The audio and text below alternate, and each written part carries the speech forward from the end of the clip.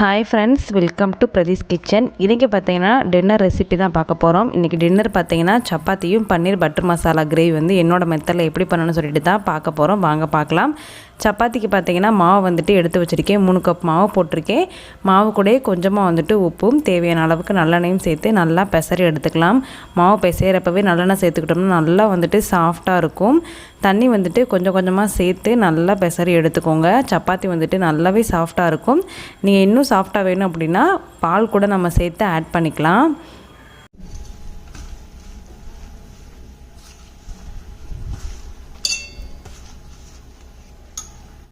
இப்போ பார்த்தீங்கன்னா நல்லா வந்து பெசரிட்டோம். இது வந்து அப்படியே வச்சுக்கலாம். மேலாப்பில் கொஞ்சமாக வந்துட்டு நல்லெண்ணெய் சேர்த்துக்கோங்க. சேர்த்து இந்த மாதிரி தடவி வச்சுக்கோங்க. நம்ம சப்பாத்தி போடுறப்ப எடுத்துக்கலாம். பாருங்கள், நல்லா வந்து சாஃப்டாக பிணைஞ்சிருக்கோம்.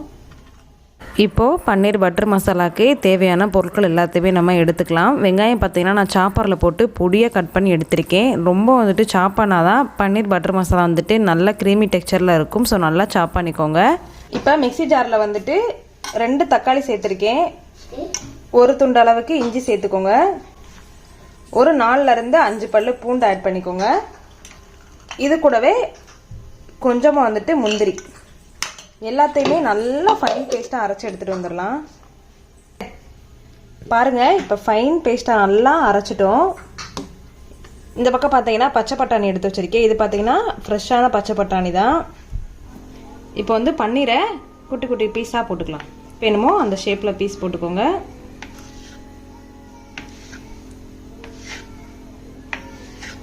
திருப்பிட்டு இந்த ஷேப்பில் போட்டுக்கலாம்.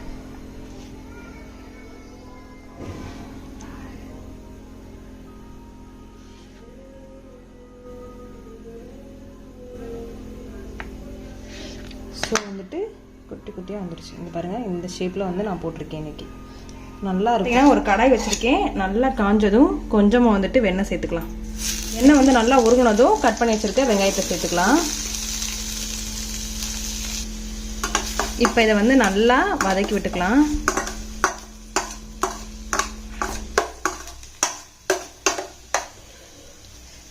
வதக்கி ஒரு ஓரமாக வச்சுருக்கேன். இந்த பக்கம் வந்து கொஞ்சமாக பட்டர் சேர்த்துக்கிறேன்.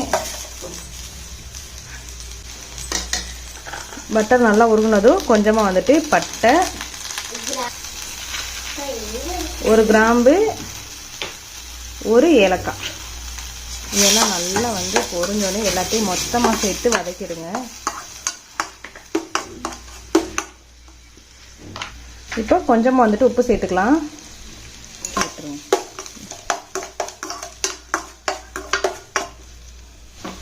இப்போ நம்ம அரைச்சி வச்சா தக்காளி பேஸ்ட்டை இது கூட ஆட் பண்ணிக்கலாம். தக்காளி பேஸ்ட்டு சேர்த்ததுக்கப்புறம் பார்த்தீங்கன்னா அதோட பச்சை ஸ்மெல் போகிற அளவுக்கு எண்ணெயிலே நல்லா வதங்கட்டும். அது நல்லா பார்த்தீங்கன்னா தண்ணியாக இருக்குது. இப்போ நல்லா வற்றி வர அளவுக்கு எண்ணெயிலே வதக்கி எடுத்துக்கோங்க. இப்போ ஓரளவுக்கு வதங்கிருச்சு. இப்போ மசாலா எல்லாத்தையுமே ஆட் பண்ணிக்கலாம். 1 டேபிள் ஸ்பூன் அளவுக்கு மிளகாத்தூள், 1/2 டேபிள் ஸ்பூன் அளவுக்கு கரம் மசாலா தூள், 1/2 டேபிள் ஸ்பூன் அளவுக்கு சீரகத்தூள், 1/2 டேபிள் ஸ்பூன் அளவுக்கு மட்டும் மல்லித்தூள் ஆட் பண்ணிவிட்டு எல்லாத்தையும் ஒருக்கா நல்லா கலந்து விட்டுக்கோங்க. இந்த மசாலாவும் பச்சை ஸ்மெல் போகிற அளவுக்கு எண்ணெயிலே நல்லா வதக்கி எடுத்துக்கோங்க. இப்போ பாருங்கள், நல்லா வந்து எண்ணெய் பிரிஞ்சு வர ஆரம்பிச்சிருச்சு. இந்த ஸ்டேஜில் கிரேவிக்கு தேவையான அளவுக்கு தண்ணி சேர்த்துக்கலாம். தண்ணி பார்த்திங்கன்னா கம்மியாக சேர்த்து நல்லா கிளறி கொடுத்துக்கோங்க. தேவைப்பட்டால் அப்பப்போ மட்டும் தண்ணி சேர்த்து மிக்ஸ் பண்ணி விட்டுருங்க. எடுத்தோடனே மொத்தமாக தண்ணி சேர்த்துற வேணாம். கிரேவி வந்து நல்லா கொதிச்சுக்கிட்டு இருக்குது. இந்த ஸ்டேஜில் நம்ம எடுத்து வச்சுருக்க பட்டாணி ஆட் பண்ணிக்கலாம். நான் இன்றைக்கி எடுத்துருக்கிறது பார்த்திங்கன்னா ஃப்ரோசன் பச்சை பட்டாணி தான் எடுத்திருக்கேன். உங்கள்கிட்ட காஞ்ச பச்சை பட்டாணி இருந்துச்சுன்னா கொஞ்சம் முன்னாடியே ஊற போட்டு வேக வச்சு இது கூட ஆட் பண்ணிக்கோங்க. பச்சை பட்டாணி வேகிறதுக்கு ரொம்ப டைம் எடுக்காது. லைட்டாக வெந்ததுக்கப்புறம் பார்த்திங்கன்னா நம்ம குட்டி குட்டியாக கட் பண்ணி வச்சுருக்க பன்னீரையுமே இது கூட ஆட் பண்ணிக்கலாம். பன்னீரும் பார்த்திங்க அப்படின்னா ஒரு 10 நிமிஷம் மட்டும் வெந்தால் போதும். ரொம்பவும் குக் பண்ண தேவையில்லை. அப்போ ஒரு மாதிரி ரஃப் ஆகிடும். நல்லா வந்துட்டு லைட்டாக பரட்டி மட்டும் விட்டுட்டு ஒரு 5 to 10 நிமிஷம் வரைக்கும் அடுப்பில் இருக்கிற மாதிரி பார்த்துக்கோங்க. இப்போ வந்து பார்த்திங்கன்னா ஓரளவுக்கு நல்லாவே குக் ஆகிடுச்சு. மேலாப்பில் கொஞ்சமாக கொத்தமல்லி மட்டும் சேர்த்துக்கலாம். இந்த டிஷ்ஷுக்கு பார்த்திங்கன்னா கருவேப்பிலை ஆட் பண்ண வேணாம். கொத்தமல்லி மட்டும் போட்டு லைட்டாக வந்துட்டு பரட்டி விடுங்க. உங்களுக்கு எந்த அளவுக்கு கிரேவி வேணுமோ அந்த அளவுக்கு வந்துட்டு தண்ணி ஆட் பண்ணிக்கோங்க. இது கொஞ்சம் திக்காக இருந்தால் தான் சப்பாத்திக்கு சாப்பிட்றதுக்கு ரொம்ப டேஸ்ட்டாக இருக்கும். லாஸ்ட்டாக இறக்குறப்ப பார்த்திங்கன்னா பார்த்திங்கன்னா கஸ்தூரி மேத்தி வந்து இந்த மாதிரி கையால் க்ரஷ் பண்ணி ஆட் பண்ணிக்கோங்க. இது போட்டால் தான் பன்னீர் பட்டர் மசாலா கிரேவிக்கு வந்துட்டு சூப்பராக இருக்கும். மிஸ் பண்ணாமல் இதை வந்துட்டு ஆட் பண்ணிக்கோங்க. இல்லாட்டி தான் பிரச்சனை இல்லை. கொத்தமல்லி மட்டும் நம்ம தூவி இறக்கிக்கலாம். கஸ்தூரி மேத்தி போட்டுட்டு லைட்டாக வந்துட்டு ஒரு பரட்டி விட்டிங்க அப்படின்னா சூப்பரான பன்னீர் பட்டர் மசாலா கிரேவி ரெடி ஆயிடுச்சு. பன்னீர் பட்டர் மசாலா கிரேவி பார்த்திங்கன்னா சப்பாத்தி, நான், புலாவுக்குலாம் பார்த்திங்கன்னா சூப்பர் காம்பினேஷன். இதே மெத்தடில் கண்டிப்பாக நீங்கள் செஞ்சு பாருங்கள், எம்மியாக இருக்கும். சப்பாத்தி மாவை பெசரி வச்சுட்டு நம்ம பன்னீர் பட்டர் மசாலா கிரேவி பண்ணுறதுக்குள்ளே மாவு பார்த்திங்கன்னா சாஃப்டாக ஊறி வந்திருக்கும். நம்ம எடுத்து தரட்டி எடுத்துக்கலாம். இப்போது தோசைக்கல்ல போட்டு 2 பக்கம் நல்லா பொன்னிறமாக ஆகிற அளவுக்கு திருப்பி போட்டோம் அப்படின்னா சப்பாத்தி நம்மளுக்கு ரெடி. நைட்டு பார்த்திங்கன்னா சிம்பிளாக ஒரு டின்னர் ரெடி பண்ணி முடிச்சிட்டோம். கண்டிப்பாக இதை உங்கள் வீட்டில் ட்ரை பண்ணி பாருங்கள். இந்த ரெசிபி உங்களுக்கு பிடிச்சிருக்கும் நான் நம்புகிறேன். என்னோடய வீடியோ உங்களுக்கு பிடிச்சிருச்சு அப்படின்னா மறக்காமல் பிரதீஷ் கிச்சன் சேனலை லைக், ஷேர், கமெண்ட் பண்ணிக்கோங்க. கூடவே பக்கத்தில் இருக்க பெல் ஐக்கானையும் கிளிக் பண்ணிக்கோங்க. அப்போ தான் நான் வீடியோஸ் போட்டதும் உங்களுக்கு நோட்டிஃபிகேஷன் வரும். நீங்களும் வீடியோவை மிஸ் பண்ணாமல் பார்ப்பீங்க. அடுத்து ஒரு சூப்பரான ரெசிபியில் சூப்பரான கண்டென்ட்டோட நான் உங்களை மீட் பண்ணுறேன். அது வரைக்கும் பாய்.